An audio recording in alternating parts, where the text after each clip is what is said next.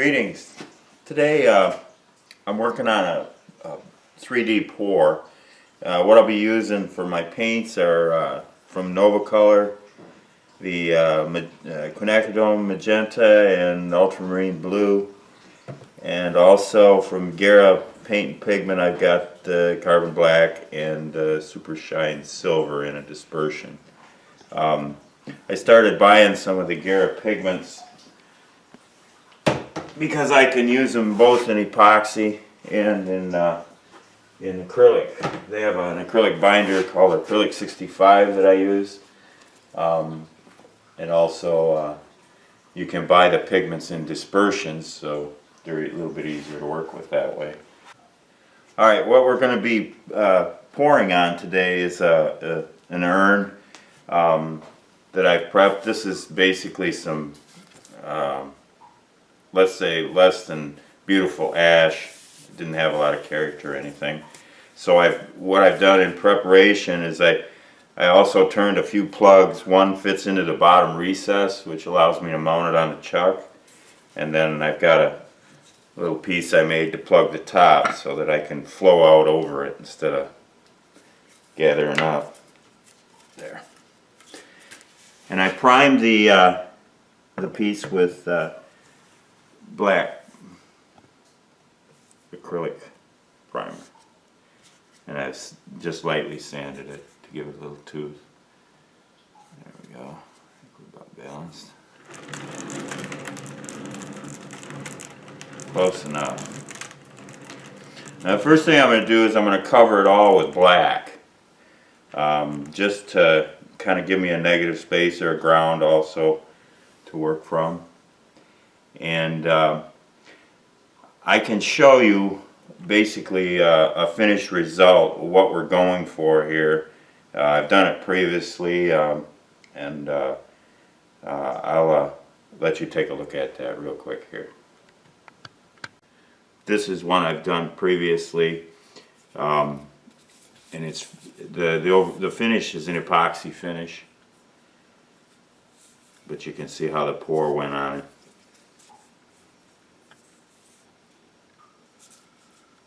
And then when it's done, and after I do the epoxy finish, then I can recut the top and the bottom and make a top for it.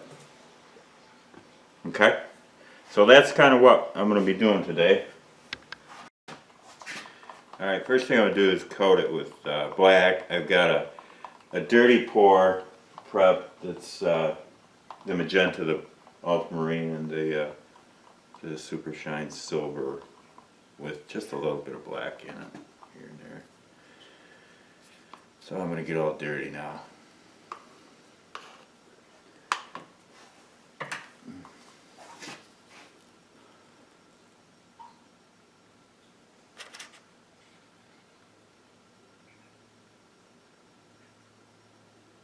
My goal here is just to get it coated with black.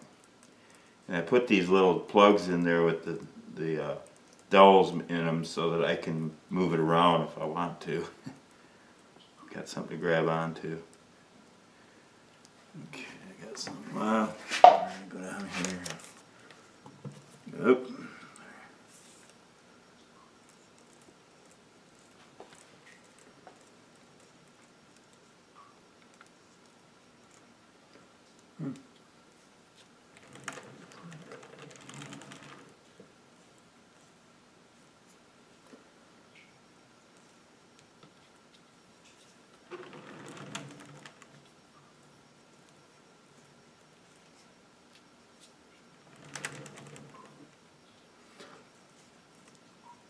I'll go ahead and get this all coated, and then when I'm done with that I'll come back and we'll go ahead and do the dirty pour on it. Okay, I got this is my dirty cup, and it's the quinacridone magenta, ultramarine blue, and super shine silver with just a little bit of black in it. So we're going to go ahead and pour this now. You know, it'd be really nice if I could do like one of those ring pours, but as the shape does, it just doesn't yield too well for that. I've tried it. And I'm going to try it again.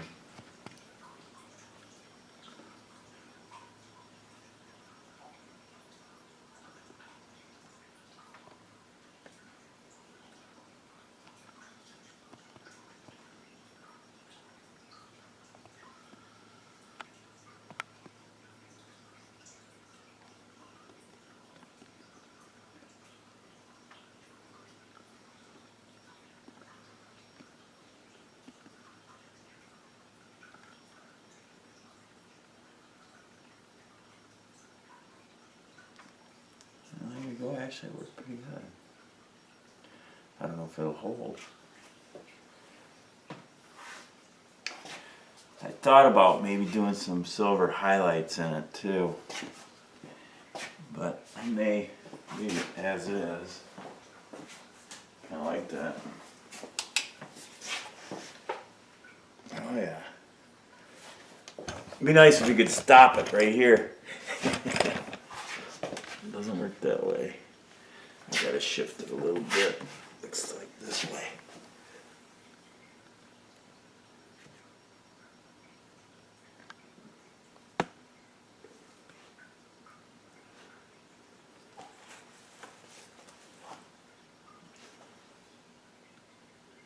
Oh, it's gonna cover.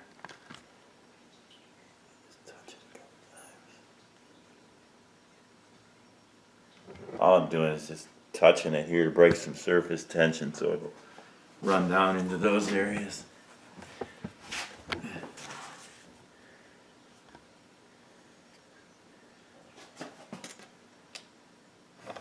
Oh, I gotta need some right there.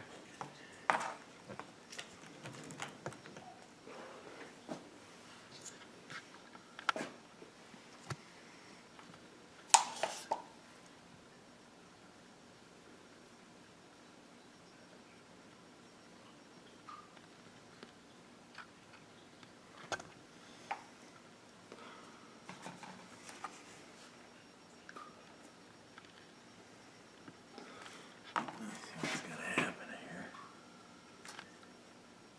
A little bit this way.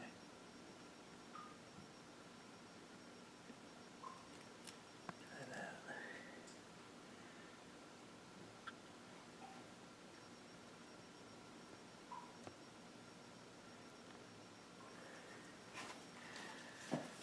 Yeah, I think it needs some kind of highlights. I don't know.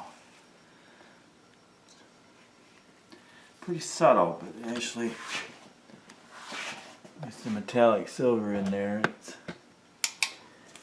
getting some reflection.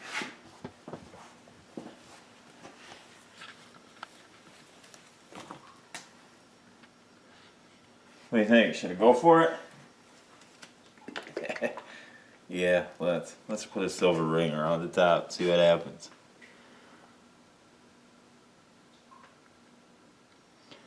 And all these paints are prepped with Liquitex pouring medium.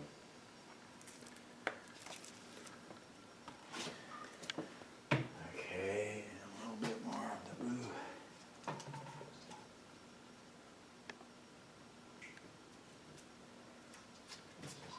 Magenta.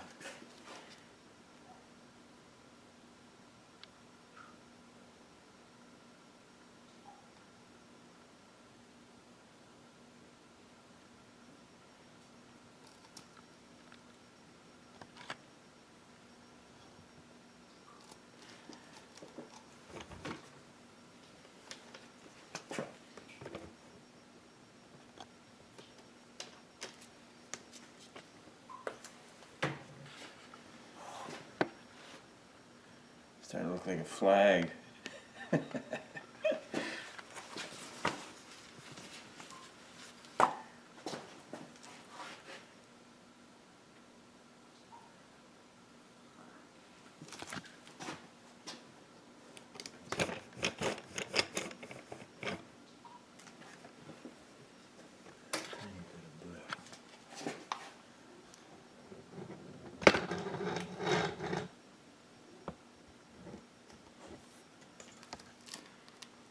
Not too much.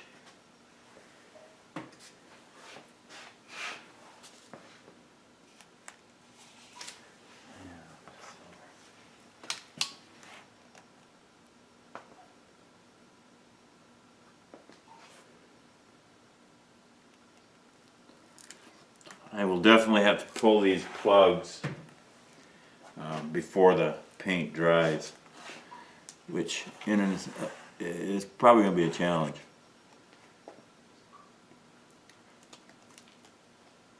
Not so concerned about the top one, but the bottom one I definitely will, because that's in a recess for the chuck, and in essence the acrylic paint would almost glue it in. Oh, something right there.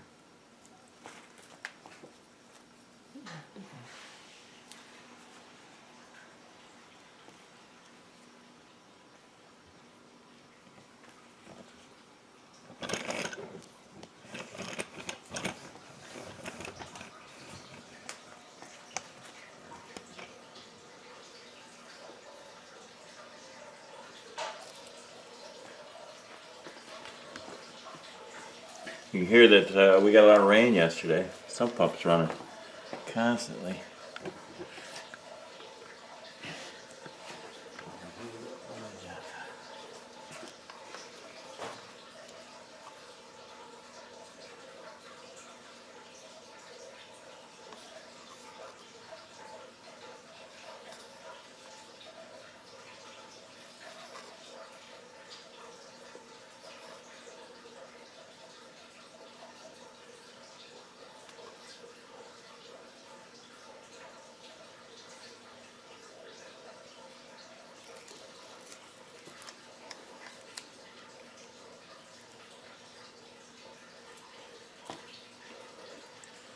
Seems like it never fails, your eyes get something in the paint.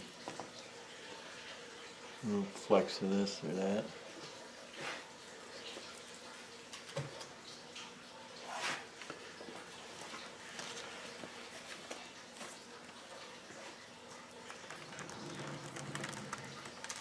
Let's see what it looks like.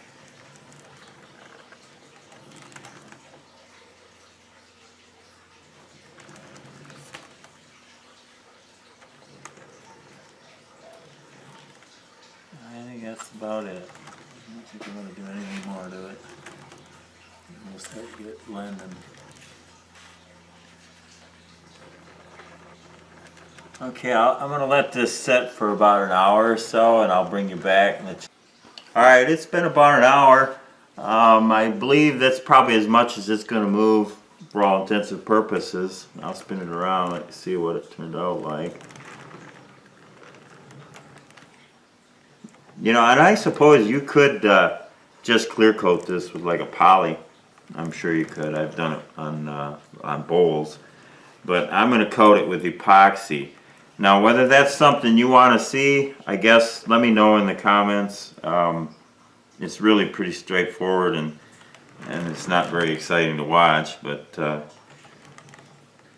I can show it if you'd so desire.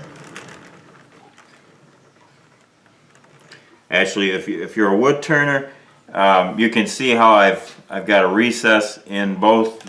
You can't see the one in the bottom, but I put recesses on both sides so I can manipulate this after it's been poured and dried.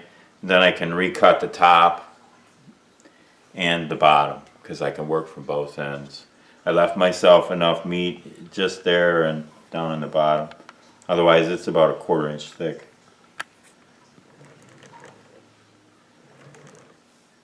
Yeah.